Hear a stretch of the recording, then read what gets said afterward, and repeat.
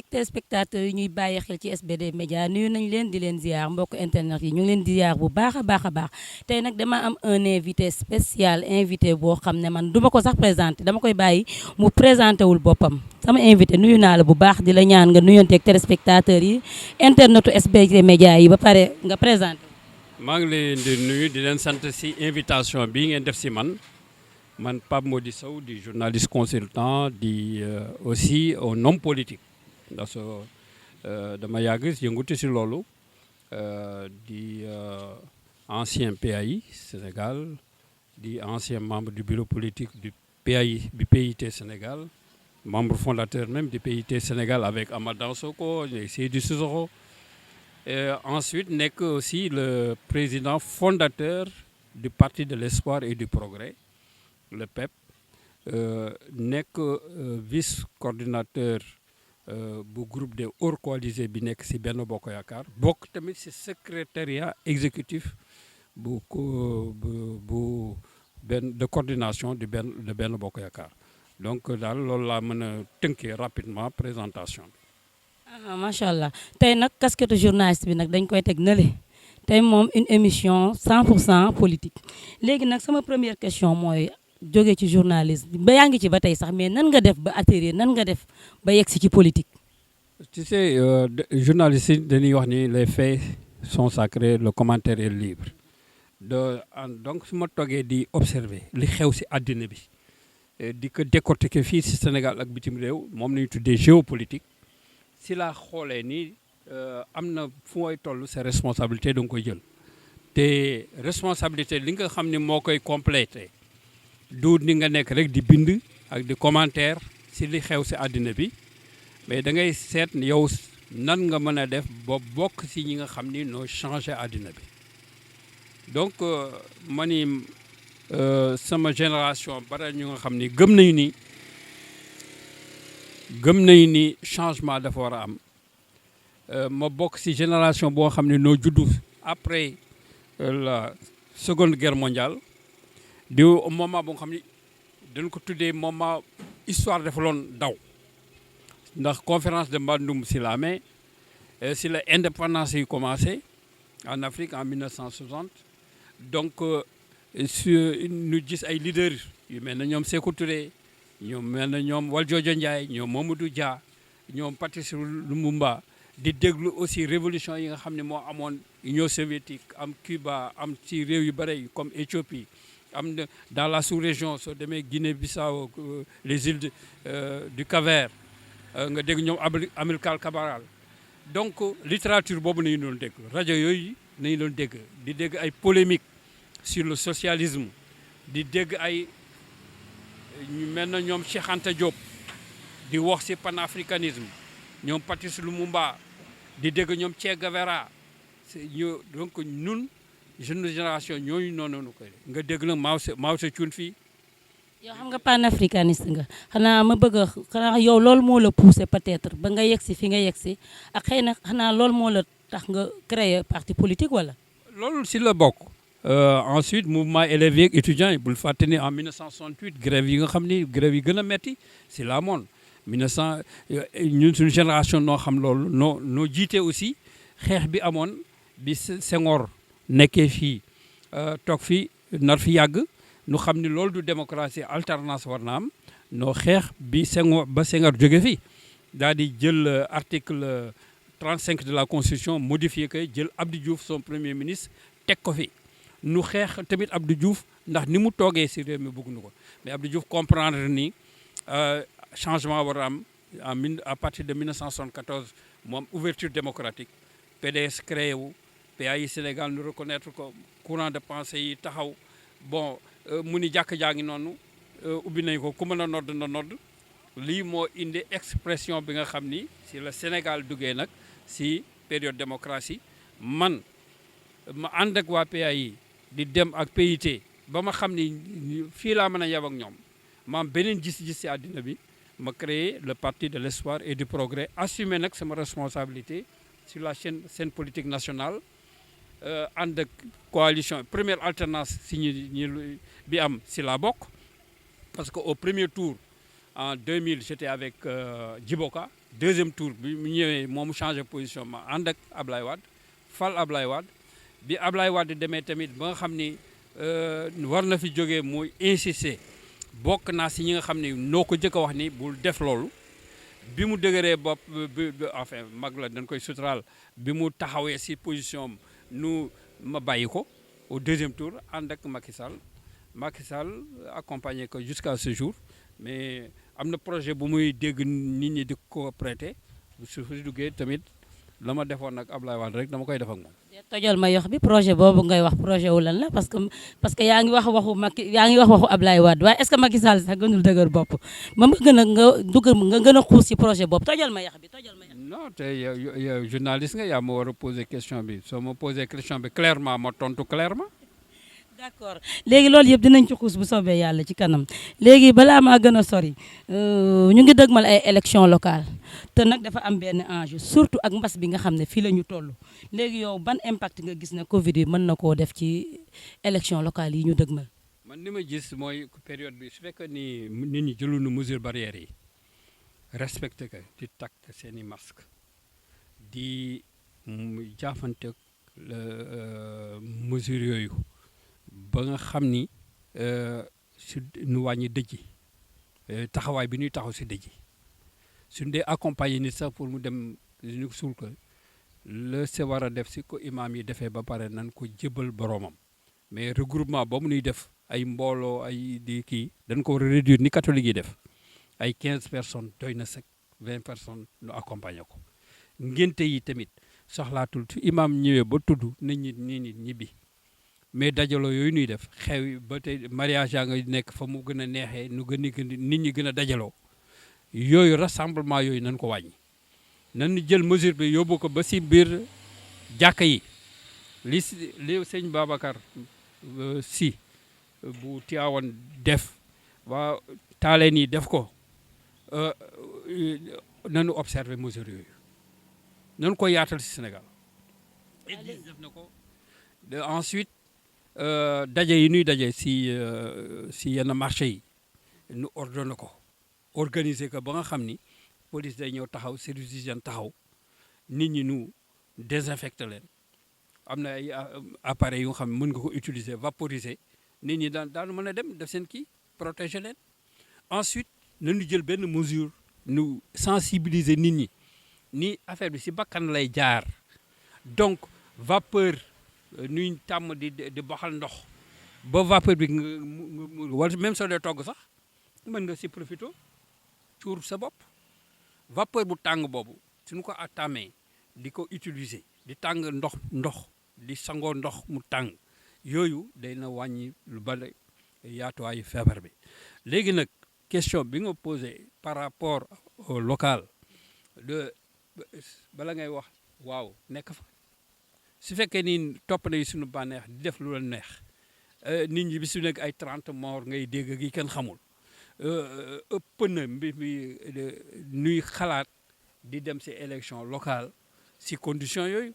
ndax su fekkee ni à ce rythme là suñu demee war dem élection locale suñu ko organiser wul mesures barrières yi ak yooyu yëpp nu respecté ko mais suñu campagne électorale moom bu ko kenn xalaat d'abord la première mesure campagne électorale du am ku si nekk na dem si rajo yi ak télévision yi mën nañu wax nga def sa projet de société mais di def campagne ay meeting ak ay caravane ak yooyu je le dis et je le maintiens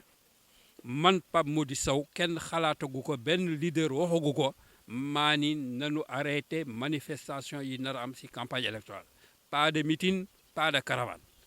li si nit ñi rek rajo yeeg yëpp mën nañu jottali projet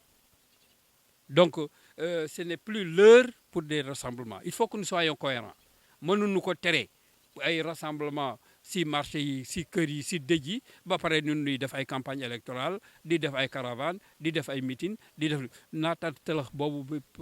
leader politique yi nekkee nañu ko arrêté. waaw bu ñu toppee ci cohérence bi nga wax ba léegi est-ce que loolu bu demee ba warta mën a nekk gëm nga ne élection aussi est-ce que dina am. mais élection lan la élection mais nous sommes dans un monde moderne yow mën nañu la sax à partir de sa kër ah par système bi ça dépend système bi ñu utiliser mën nañu de système digital su fekkee ne digital la ni mën nañu lay indil benn capteur rek sa kër tu votes oui ou non wala si placé ko si benn koñ nit ñi di kii wala si centre yi ñu def ba pare da ngay romb rek daal di def sa baaraam jeex na. mais est-ce que eggagum nañ foofu est-ce que sénégalais yi dinañ mën a gérer loolu nga wax noonu système boobu. dépassé nañ ko sax sénégalais yi dépassé nañ parce que si bi ñuy def carte d'identité nan lañ ko def rek à partir du moment de def nañ carte d'identité mu nekk carte électeur nekk carte d'identité en même temps bu CEDEAO mais capteur biologique benn capteur rek la c'est rien du tout da ngay ñëw teg sa kii dem sa yoon si conditions yi mën nañ si wote mais rangloo nit ñi ak yooyu moom cohérence la su fekkee ni d'ici là affaire bi wàccul même su wàccee sax loolu suñ ko defee mën na créer waat beneen vague donc il faut que nous soyons cohérents les hommes politiques nous xam dès à présent ni situation Covid bi c'est une crise sanitaire mondiale loolu la OMS mooy organisation mondiale de la santé oui OMS donc il faut qu'on respecte les mesures résilience sanitaire la laaj c'est-à-dire politique dafa war a nekk lu nga xam ne mooy l'art de gérer la cité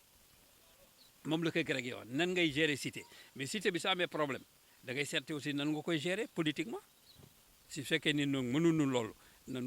nanu effacer suñuy ardoise suñuy daal di naan daa bi daal di dellu fa la si beneen place. dafa taxaw seetlu tuuti rek ci sa parti le parti de l'espoir et du progrès PEP ma bëgg a xam sa parti fan la tollu instant yi ak lu mu décidé def moom daa nar a demal boppam ci élection locale yi wala noo nar a def. xam nga soo àndee soo nekk ci coalition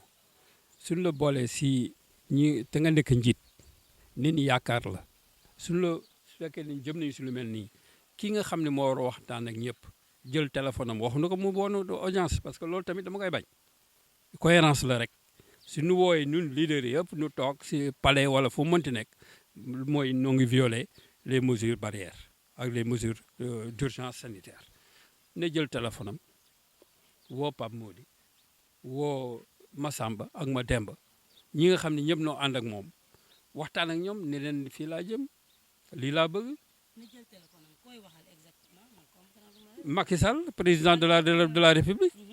président de la coalition Benno Bokk Yaakaar téléphone lu muy coûter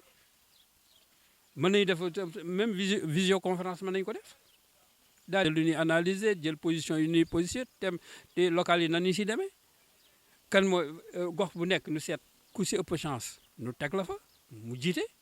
surtout maire yi xam ne élection suffrage direct day nekkee léegi soo jëlee ko nga xam ne amul consensus si kii mais gars yi du lay fët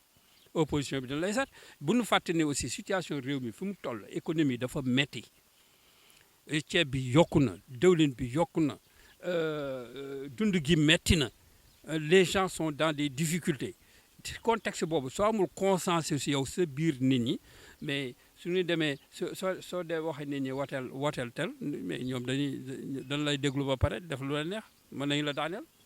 te élection locale yi am na importance bu nga xam ni suñu ko préparé wul sérieusement am si consensus am ay leader yoo xam ne mën nañ mobiliser suñu si daanelee dana ñaaw. waaw yow bi yaa ngi APR kon mais yow gis nga. nekkuma APR de man je suis dans la coalition Benno Bokk Yaakaar waaw je suis chef de parti qui s'appelle le parti de l'espoir et du progrès. d'accord mais am nga possibilité au moins yaa ngi ànd ak ñoom ci yenn code ci yenn activités yi ak yooyu kon yow war nga mën a am possibilité normalement mën nga am possibilité jéem a wax ak ñoom exactement wala jël décision boo xam ne war nga mën a ne lii ak lii jox leen say raison pour. ku ko xam ni man dama libre sama pensée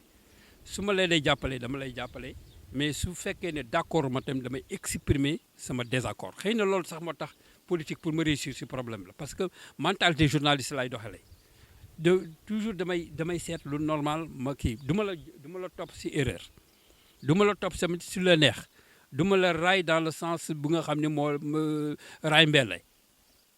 parce que man gannaaru kenn nenu ma donc jiitu la ñi si bari maa leen si jiitu si politique maa leen gën a xam politique non seulement au Sénégal mais dans la sous-région fexe naa ba ay chef d'État toog jàppale naa Yaya Jammeh mu installé jàppale naa Blaise Compaoré mu installé jàppale naa prise Koumba Yàlla mi nga xam ne maa ngi moom noo jàngandoo woon institut des sciences politiques bu Berlin ma génn major mu topp sama gannaaw maa ko boot accompagner ko ba mu installé wu en Guinée chef d'état yu bare xam nañu ma fii muy Sassou Nguesso ak feneen donc li ma xam si politique ak si relation su sama réew nungul reconnaître teg ma fan ma war a teg du ku nekk mooy ñëw rek wax ma topp la parce que dama am xam-xam dama def science politique man dama def science politique ñi ingénieur la président ingénieur la mais defu science politique li ma xam si science politique xamu ko donc conseiller am la dama war a nekk conseiller am war ko encadrer si loolu laa taxaw mais su ma lee dee conseil di la encadrer doo ma gestu bi nag du nga jox ma xaalis mais nga jox ma position politique bu nga xam ni man samay nit daanu ko xam ëllëgi si biir ma leen accompagner ministre yu bare fii am na ñoo xam ne sama bi ma nekkee directeur de l'école du parti du PIT si nangoon sama loxo Mansour Sy ministre Mansour Sy de l'emploi man maa ko recruter PIT ba mu nekk ministre encadré ko son directeur de cabinet à l'époque Amath Camara maa ko accompagné maa ko formé maa ko recruté maa ko Mary Teuw Niane bii nekkoon ministre de l'enseignement supérieur xam ne ni maa doon directeur de l'école du parti chargé des cadres du PIT Sénégal ak ñeneen donc man lan lañ may jaay lan lañ ma mën a wan lu xam ne dana fees sama bët si politique donc ñoom noo ma ameel man parce que dama xeex ba nu dàq ma si enseignement Sonko li muy wax nii man nañu dëkk dàq si enseignement ndax dama contre ñoom Jean Collin ak yooyu nu dàq ma bi demee ba nga xam ne Abdoulaye Wade yéeg na nu régler problème mu jabaru Ousmane Ngom régler problème mu Mendoza mooy Mamadou Ndoye régler problème mu Sémou Pathé Gueye ñooñu ñëpp dañu leen écarté woon wala dàq leen Samba Julde Thiam nu régler que man nu fàtte ma te ñoom daa ko laa àndaloon na lu tax régler wu nu sama situation yàlla téye ma di ma suturaal ba tey jii am naa doomu ingénieur comme le président de la République ingénieur des ponts et chaussées j'ai des enfants yi nga xam ne jox naa leen éducation boo xam ne amuñu complexe su kenn donc man lu may daw bay daanu yàlla suturaal na ma am naa xam-xam bi to consultant international la Sénégal su ma soxlawul ñeneen soxla ma tey jii ma lay wax nii maa ngi ay relation internationales yu xam ne mën na jëriñ Sénégal mais su fekkee ni ko dem mu yaakaar ne da nga jël postam wala da nga ko nar a da nga ko nar a effacé mais kooku seen affaire la noom complexe bi man maanaam moom complexe boobu su dul moom rek beneen réew beneen régime su ñëwee su ma yàlla mayee gudd fan ak taxawu tamit keneen su ñëw ma jàppale nga liggéey ni ma jàppalee woon Abdoulaye Wade ba mu xam même Abdou Diouf am na temps boo xam ne mujj nuy juboo ma nekk Gambie nekk le correspondant de Radio Sénégal à Banjul mu gis liggéey bi may liggéey foofu si président Yaya Jammeh man maay conseiller Yaya Jammeh bi mu defee coup d'état ñoom ñoo doon capitaine yi man ma doon général nañu ma doon wooyee ñoom Yaya Jammeh man rek la doon accepté ma toog conseil des ministres ñoom Yankhoba Touré mu ngay dégg ñoom Sidi Seyni Diatta noo ngi may dégg ñëpp nga noo ngi toog noo ngi may dégg deewunu mën na ñoom Ibo xam nañu ne la ma fa liggéey ñoom Maodo Touré mi nga nekkoon chef de protocole Yaya Jammeh xam na ko l'ancien ministre bi nekkoon ambassadeur du Sénégal à Banjul xam na gaañu na ne yàlla na ko yàlla xare àjjana mais ñëpp xam nañu liggéey ba mu fa liggéey ba Abdou Diouf woo Babacar Mbaye Carlos Mbaye moo nekkoon son conseiller diplomatique mu ni wool ma Pape Mody ma ñëw Babacar Carlos Mbaye may dégg mi ngi dund mu jox ma passeport diplomatique ni ma président moo la ko jox nee na Gambie loo fa wax moo ko wax loo fa waxul waxu ko wax ma ni demal géral ma Guinée Bissau parce que relation ba nga fa am ak le président ak homme politique yi boobu temps maître soxna Ahmed Sadar soxna moo nekkoon Guinée Bissau mu ne ma sous région bépp géral ma ko sur le plan de la communication des relations ma defal ko sama réew nekkuma ambassadeur nekkuma si dara wante reconnaissance boobu ma Abdou Diouf defoon si laa kër jàppee man tamit Abdoulaye Wade continue dans le même sillage tey jii Macky Sall président Macky Sall su fekkee ne xam na loolu yëpp te tuuti laa ko magee si génération mu xam fi may jaar xam maa ngi moom lu ñu xeex si politique fii si Sénégal ak ñoom Bassirou Sarr ñoom Mimi Touré ak ñeneen ñoom Alioune Badara Cissé xeex nañu suñu àddina yëpp ko même Serigne Mbacké Ndiaye bu PDS Boubacar Sall le lion du Kayor ñooñu dañoo xeex pour defar réew mi su fekkee am nga mag ñu mel noonu nekk si dëkk bi mën na la jëriñ soo leen utiliser wul ñoom nu toog si nee nañ mag si biir lëndëm soo ko dajul mu daj boppam.